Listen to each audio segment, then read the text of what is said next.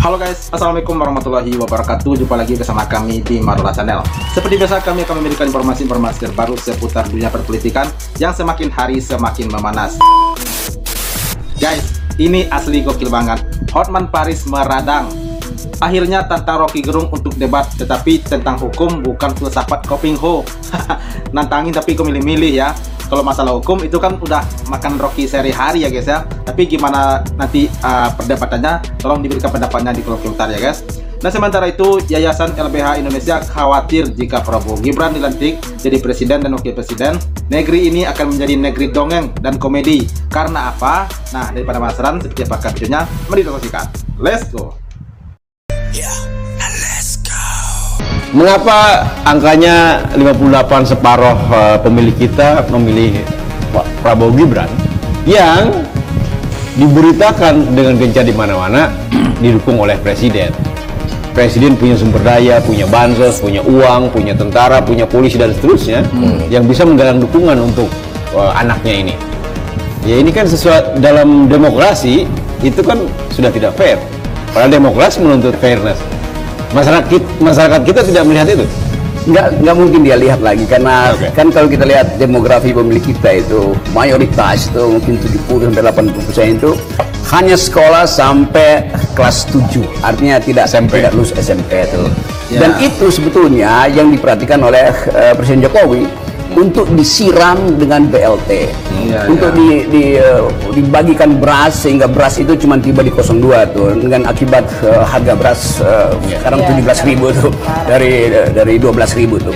Dan itu menunjukkan bahwa memang pada akhirnya Jokowi tahu bahwa dia akan memenangkan kalau dia memanipulasi demografi pemilih kita kan. Udah miskin dan pendidikan kurang, ya dia cuma berharap pada serangan fajar di pagi hari, dan mereka menerima serangan fajar. Ya betul. Nah ini dia guys, Rocky Gerung meradang. Kelihatan muda dia. Sorry, bukan Rocky Gerung, Hotman Paris meradang. Oh, mamerin berliannya guys. Rocky Gerung lihat berlian gue ini memang benar-benar bersilau ya. Lu mau pimpin negara, lu pimpin keluarganya belum pernah. Is. Ya, Rocky Gerung lihat berlian gue. Wow. Lu pilih yang mana? Wow. Orang kaya guys. Bagaimana filsafat bisa menyelesaikan hukum gimana? Bisa nggak filsafat menyelesaikan hukum?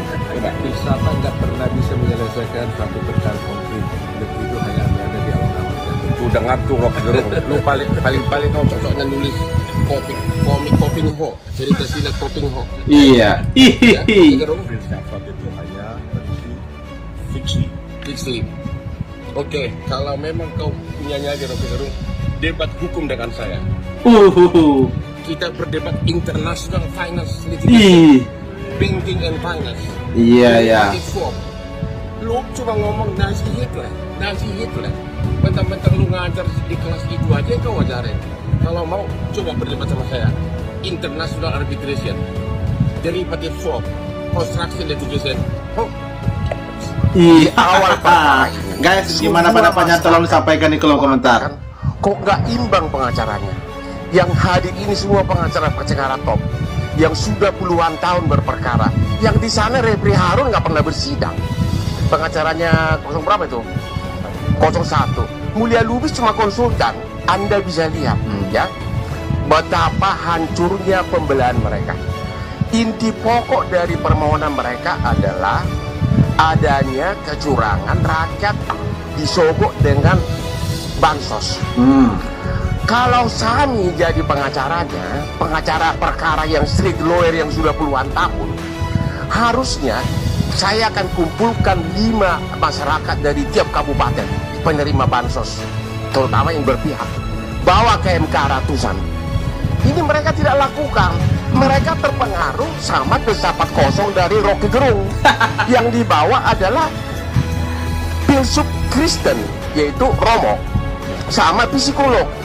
Bagaimana suatu peristiwa perbuatan melawan hukum dibuktikan mau dicoba dibantah dengan psikolog sama etika sama Romo ahli gerejani. Jadi benar-benar pembelaan mereka itu seperti saya bilang di awal, benar-benar pepesan kosong. Iya. Kalau Jadi pepesan jangan- kosong jangan ngapain nangis kalau panik, kalah. iya nggak guys? Dan itu aja. Rocky Gerung, saya tantang kau berdebat hukum ya, bukan berdebat bersama Kopinho. Ini ya. bentuk orang Thank you. kepanikannya guys. Hai Rocket Group, kau menuduh berian saya lebih tajam dari otak saya. Ya. Yang benar, berian saya ini lebih tajam dari otak kamu. Bahkan otak saya lebih tajam dari otak kamu. Kamu Sih. menyebutkan di podcast agar hakim MK memutus berdasarkan ilmu sosiologi.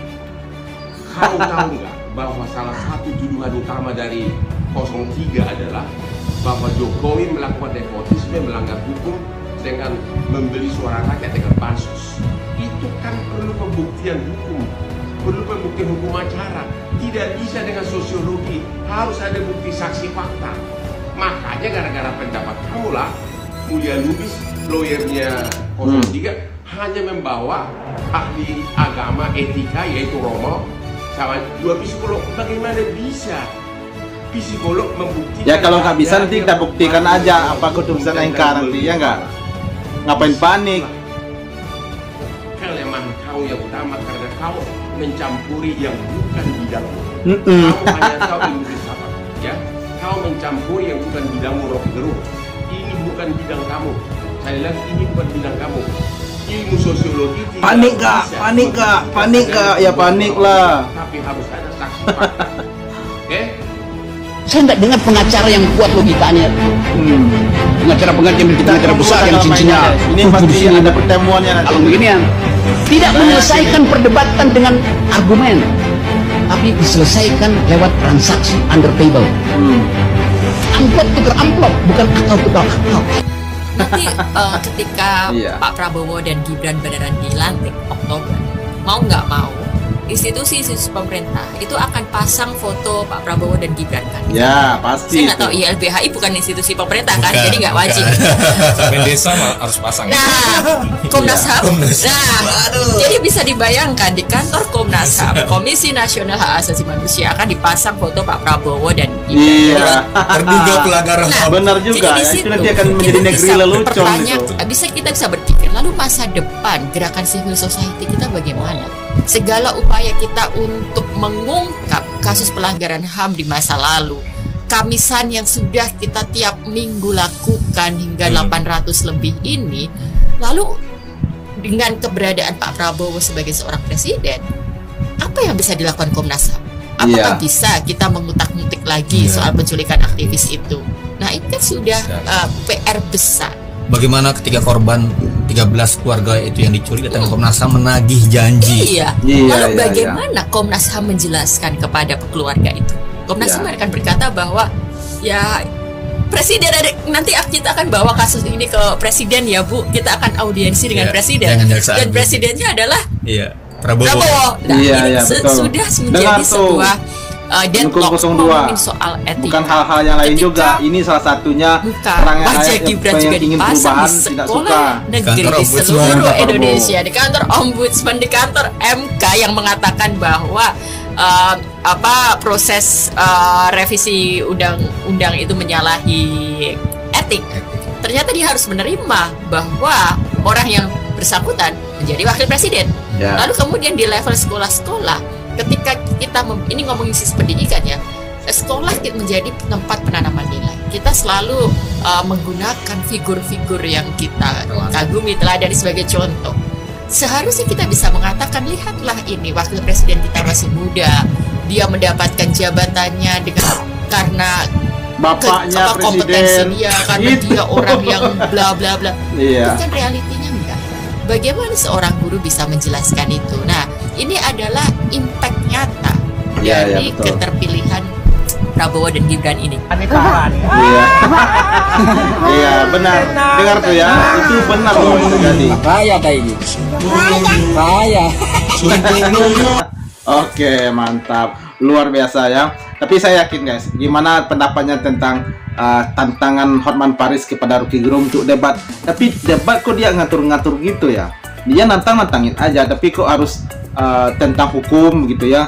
Ya, kalau sekelas Rocky Gerung, kalau masalah hukum itu kan sudah makanan dia sehari-hari ya. Sementara di saat podcast debat-debatnya di ILC atau debat-debat lain itu kan kebanyakan membahas tentang hukum, tentang politik ya.